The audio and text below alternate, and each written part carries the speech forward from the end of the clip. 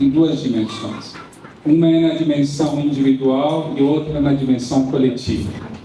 Na dimensão coletiva, os escritos da fé Bahá'í explicam que está relacionado a essa capacidade de podermos criar ambientes de confiança, onde consultamos e decidimos coletivamente o que é melhor para o bem comum.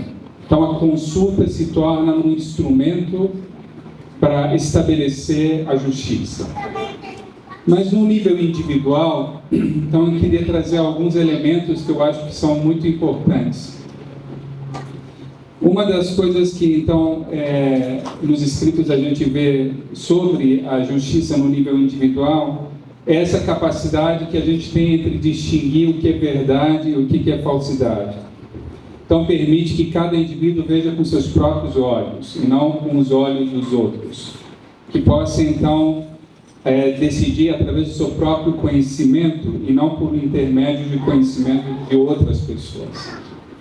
Então, essa capacidade de tomar a justiça no nível individual é fundamental para uma humanidade mais próspera. Paula diz que a mais amada de todas as coisas, a meu ver, é a justiça. Não te desvies dela, se é que me desejas, nem a descures, para que eu em ti possa confiar. Nela te apoiando, verás com teus próprios olhos e não com os alheios. Saberás pela tua própria compreensão e não pela compreensão de teu semelhante.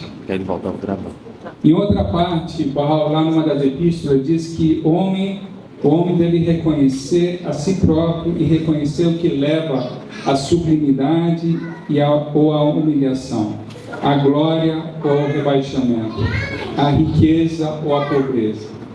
Então, a justiça no nível individual é quando eu sei o que me eleva e o que me rebaixa, o que me leva à sublimidade, o que me leva à humilhação. Então, conhecermos a nós mesmos e sabermos o que nos eleva e o que nos rebaixa é sermos justos com nós mesmos. Então, quando a gente vê as diferentes ideologias, filosofias, crenças sobre para que existimos, a gente tem uma série de afirmações. Não estamos dizendo aqui que sejam erradas, ou sejam verdadeiras ou falsas, mas eu acho que o que mais importa aqui é saber quais dessas ideias realmente ajudam a humanidade a progredir. Então, a gente sabe, por exemplo, da filosofia humanista. Então, tem um autor, Sartre, que é bastante conhecido, e que ele diz que a vida não tem um propósito predeterminado. Nós somos livres e responsáveis para criar sentido para a nossa existência. E essas ideias são muito fortes na academia. Essa ideia relacionada a que não há nada predeterminado e, basicamente, você molda quem você é ou o teu destino. Há outras ideias relacionadas ao hedonismo, que busca o prazer, e diz que devemos a todo custo evitar a dor. Tem outras ideias, por exemplo, como Aristóteles, que dizia que a verdadeira felicidade vem do florescimento humano, viver virtuosamente e realizar o potencial humano. Tem também outras ideias que se chamam utilitaristas, na filosofia, que diz que o propósito é maximizar a felicidade coletiva e fazer o bem para o maior número de pessoas. Esse é o propósito da vida. Também temos a ciência, que muitos de vocês lembram e conhecem, por exemplo, quando a gente fala da teoria da evolução de Darwin, que falava que não há um propósito intrínseco na vida, mas somos o resultado de uma seleção natural e reprodução bem-sucedida. Ou ideias de uma cosmologia materialista que diz que o universo e a vida são resultados de processos físicos e químicos. Temos também explicações, por exemplo, da psicologia, como a logoterapia de Viktor Frankl, que diz que o ser humano é movido pela busca de sentido, mesmo diante do sofrimento. Então, todas essas ideias são válidas, todas essas ideias têm percepções de algum ponto de vista. Mas também o que dizem as grandes religiões do mundo? Então, todas as grandes religiões do mundo dizem que, na realidade, o propósito da vida é amar e servir a Deus e cumprir os seus mandamentos. Para essa época, então, Baha'u'lláh traz uma ampliação disso e diz que, certo, a salvação ou a transformação individual é fundamental, mas a responsabilidade também de contribuir para o progresso material e espiritual da humanidade. Então, não basta apenas a salvação individual, mas também a contribuição para o mundo melhor. Então, por um lado, nos escritos da fé, a gente vê uma afirmação como uma oração que diz: dou testemunho, ó meu Deus, de que tu me criaste para te conhecer e adorar. Confesso neste momento minha incapacidade e teu poder, minha pobreza e tua riqueza. Então, eu fui criado para amar, servir. Por outro lado, então, em um outro texto diz que é homem verdadeiramente aquele que hoje se dedica ao serviço da humanidade inteira. Então, por um lado, é eu amar e tentar adorar a Deus, e por outro lado, eu poder servir a humanidade. No Kitab al-Aqdas, que é o livro mais sagrado na fé Bahá'í, diz que devemos conhecer o que nos eleva e o que nos rebaixa.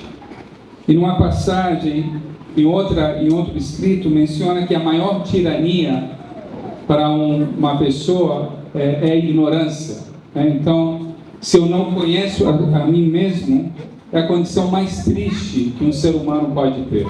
É a condição de não saber qual é o propósito da sua existência. Quando eu não sei para onde vou, então qualquer caminho me serve.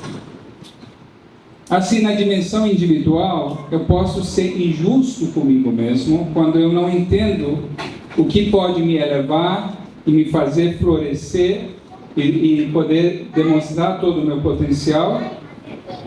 E então, na visão Bahá'í, o homem, na realidade, é uma mina rica em joias de inestimável valor, que a educação tão somente pode fazer revelar seus tesouros, como habilitar a humanidade a tirar dela algum benefício. Em outra passagem, diz que o propósito para o qual os homens mortais entraram, vindos do absoluto nada, nos reinos da existência, é que possam trabalhar para a melhora do mundo e para viverem juntos em concórdia e harmonia. Esse reconhecimento de quem eu sou é que me permite me relacionar de forma diferente com as outras pessoas, porque reconheço no outro a mesma nobreza essencial. Se minha concepção de existência for hedonista, ou seja, buscando o prazer, é utilitarista, é consumista, é materialista, então é natural que eu trato os outros da mesma maneira, porque eu acredito nisso como o propósito da minha existência e assim me relaciono com os outros. Mas, se minha visão é outra, então somos o que pensamos. Então, muito do que necessitamos mudar não está fora, está dentro de nós. A forma como pensamos, a forma como entendemos a nossa realidade. Então, lembrem o que Abdu'l-Bahá dizia. Por exemplo, Abdu'l-Bahá dizia que quando surgia um pensamento de guerra, fazia oposição com um pensamento mais forte de paz. Um pensamento de ódio deve ser destruído por um mais poderoso pensamento de amor. Então é no pensamento que eu consigo mudar a realidade, é no pensamento que eu consigo mudar as minhas relações com os outros, dependendo da forma como eu me vejo, da forma como eu me entendo. Então, as pessoas que estão aqui, e alguns estão bem familiarizadas com os escritos Bahá'ís, vocês lembram que em várias passagens, inclusive orações, Abdu'l-Bahá faz uma relação da humanidade com um jardim de flores. E diz que a diversidade humana é representada por um jardim colorido, né? Então, às vezes, inclusive, a gente lembra dessas palestras onde diz que o jardim colorido é o mais bonito, porque não reflete somente uma cor. Mas em outra passagem, numa outra palestra, Abdu'l-Bahá diz que tomara que não sejais como flores de um jardim, mas como raios no mesmo sol. Então é impressionante essa afirmação de Abdu'l-Bahá, porque ele queria dizer que muito mais do que a unidade na diversidade, é fundamental o reconhecimento da unicidade da humanidade. São conceitos diferentes, parecem iguais, mas são muito diferentes. Uma coisa é a unidade da humanidade, ou seja, como os amigos que estão aqui nessa sala, cada um com fisionomias diferentes, com cores diferentes, com olhares diferentes, então a beleza humana está aqui presente. Mas o outro elemento fundamental é a unicidade da humanidade, que somos um só. Como raios do sol, quando você tem um raio e você junta com outro raio, se fundem, porque em essência são todos iguais. Se não reconhecermos a unicidade da humanidade, então será muito difícil estabelecermos a unidade. A unidade seria uma unidade mecânica, uma unidade baseada na tolerância. O outro é diferente, eu tenho que engolir o diferente, tenho que aceitar o diferente, mas eu não gosto do diferente. Mas quando eu reconheço a unicidade da humanidade, não existe o outro, somos somente nós. A realidade é uma só. Então, olhem o que o texto de Baha'u'lláh menciona. Ele proclama a promessa da unicidade da humanidade. Ele se dirigiu a toda a humanidade dizendo: todos vós sois os frutos de uma só árvore. Não existem duas árvores. Não existe a árvore dos crentes e não crentes, de tal grupo, do outro grupo, do branco, do preto. Não existe isso. Isso é criação nossa, infelizmente, das distorções morais e sociais que nós criamos. Em essência, somos um só. É o entendimento da unicidade da humanidade que pode enfrentar essa polarização e nos ajudar a viver em unidade e promover a verdadeira justiça. Sem esse reconhecimento de que essencialmente somos um, não há como avançar. Então, amigos, nós temos identidades primárias, secundárias, terciárias, o que for, cada um de nós aqui. Somos diferentes. Então, obviamente não estamos falando dos princípios da fé Bahá'í, não estão promovendo a unidade na uniformidade. Não é a ideia de que todos somos a mesma coisa, mas é unidade na diversidade. Mas não é possível estabelecermos essa unidade na diversidade sem o reconhecimento da nossa identidade primária. A nossa identidade primária é que somos todos uma criação de Deus. A identidade primária é que somos seres espirituais. A identidade primária é que somos nobres, essencialmente nobres. Se não reconhecermos isso como prioritário, então geram-se os conflitos. Então, em termos da cor da pele, somos brancos, somos amarelos, pardos, pretos. Em termos da origem e nacionalidade, somos diversos. Somos norte-americanos, somos sul-americanos, somos latinos, somos europeus, somos africanos. Em termos de gênero, somos diferentes. Em termos de política, somos diferentes. Preferências. Em termos de diversidade, eu acho que deve ser respeitada. A diversidade humana deve ser respeitada. É a jornada espiritual que cada um nesse mundo deve seguir. É disso que estamos falando. O problema é quando essa diversidade se torna na nossa identidade primária. Onde a minha identidade primária é que eu sou preto. Onde a minha identidade primária é que eu sou branco. Onde a minha identidade primária é que eu sou evangélico. Não, a minha identidade primária é que sou muçulmano. A minha identidade primária é que eu sou brasileiro. A minha identidade primária é que sou boliviano. Quando isso se torna prioritário, a identidade primária, então desestabiliza. O mundo está polarizado porque essas ideologias ocuparam o espaço da nossa identidade primária. Então, muitos dos conflitos no mundo hoje são reflexos dessa distorção da nossa identidade primária. Inclusive a minha identidade primária como religião. Então, a minha religião é o caminho para a salvação, e eu rejeito as outras pessoas. Isso não condiz com os ensinamentos de Baha'u'lláh. Os Baha'is acreditam que se multiplicarmos os espaços das relações de unicidade, então podemos mudar o pensamento e o mundo. Por isso que as reuniões devocionais, as reuniões de orações devem ser multiplicadas, onde pessoas de diferentes crenças e religiões estejam juntos orando ao mesmo Deus.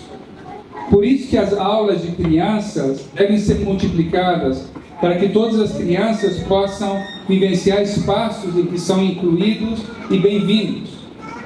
Por isso que os grupos de pré-jovens devem ser multiplicados, para tanto criar um sentido de grupo pautado pela unicidade, como também a expressão genuína dos adolescentes em servirem a sua comunidade. Por isso que os círculos de estudo devem ser promovidos para reunir familiares, amigos e vizinhos, para pensarem sobre como se reconhecem nessa unicidade e trabalham em prol da comunidade. Esse convite, amigos, à ação não é um convite dirigido somente a adeptos de uma religião. Não é somente dirigido a Baha'is.